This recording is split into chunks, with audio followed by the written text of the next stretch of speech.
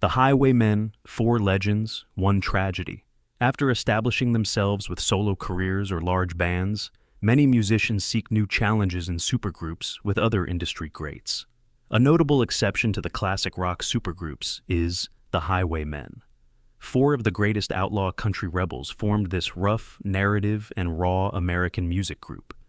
Cash, Jennings, Nelson, and Kristofferson formed one of the genre's most famous bands. They sold over 1 million copies of Highwaymen, their 1985 debut album. 4 more albums and Stagecoach followed. However, the Highwaymen were more than 4 country musicians. They were real-life legends.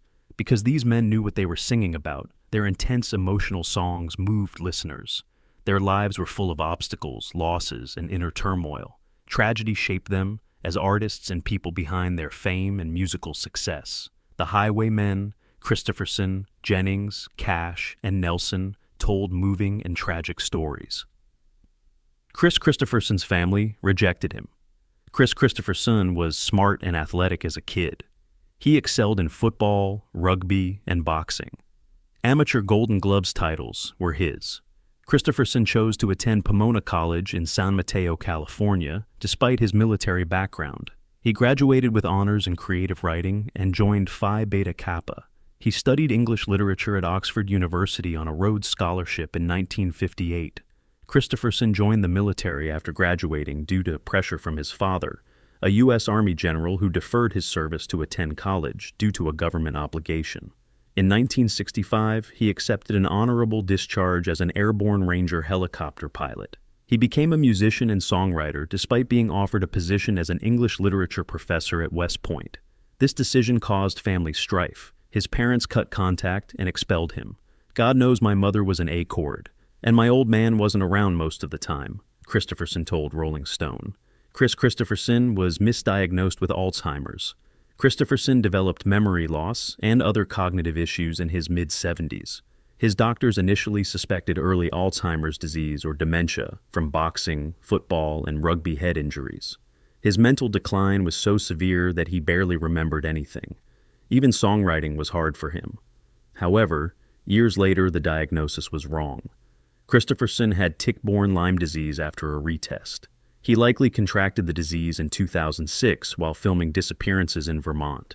He improved greatly after receiving proper treatment and stopping unnecessary Alzheimer's medications. Kris Kristofferson's tragic end. Kristofferson had serious heart, lung, and joint issues in addition to memory issues. He was diagnosed with severe sleep apnea after filming Disappearances in 2006, but he refused the recommended CPAP machine for nighttime breathing. He needed annual cortisone injections for severe knee problems. Lisa Myers, his wife, told LymeDisease.org he had a pacemaker for cardiac arrhythmias. He had bypass surgery in 1999. Kristofferson retired from music in 2021 due to health issues. He retired at 84 after touring became impossible. He delegated his business to family and management. Selling his California ranch in 2023, he moved to Hana, Hawaii. A devastating forest fire nearly destroyed his house. At 88, Kris Kristofferson died at home in Hawaii in September 2024. His life was full of triumphs and tragedies, from family rejection to a successful music career to late misdiagnosis and health issues. But his songwriter, outlaw musician, and highwayman legacy lives on. The day the music died, Waylon Jennings barely survived. The late 1950s saw Waylon Jennings and Buddy Holly become close friends and musical partners.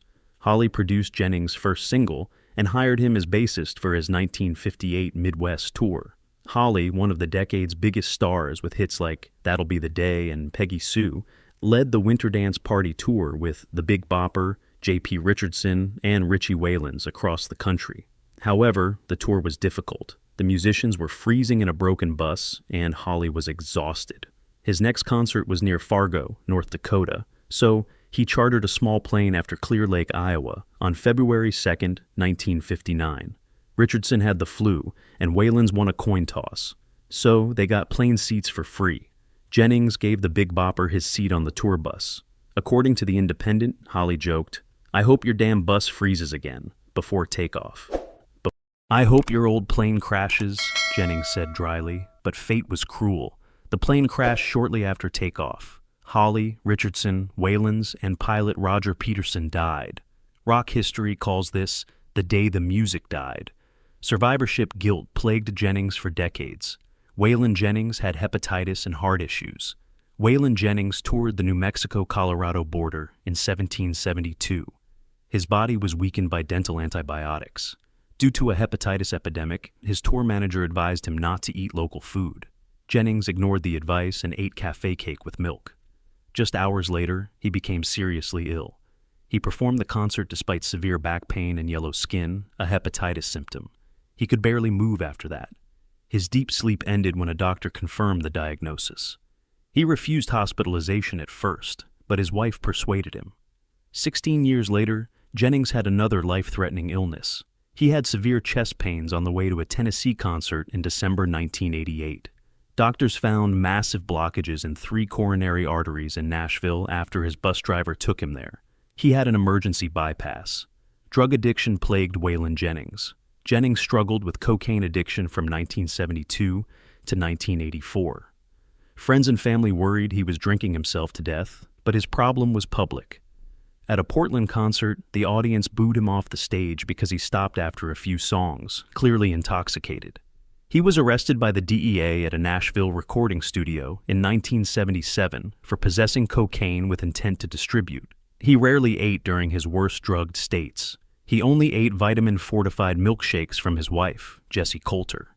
"Jessie went through hell," Jennings told People. "She had to watch me slowly die."